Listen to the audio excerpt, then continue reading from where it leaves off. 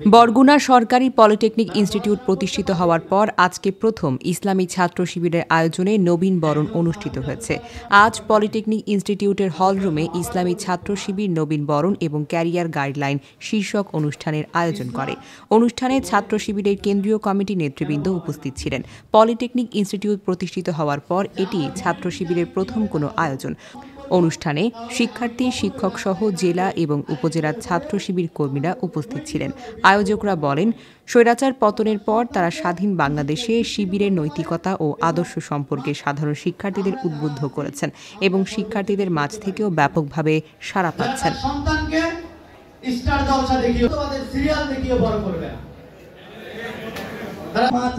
যারা আমাদেরকে সাহাবীদের মতো নবী আলাইহিস চেষ্টা চালাবে।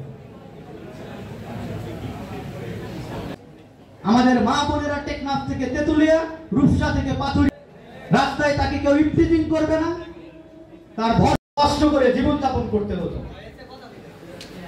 আমরা দেখতে পাচ্ছি বিপ্লব নাকি ব্যাহত হয়ে যাচ্ছে।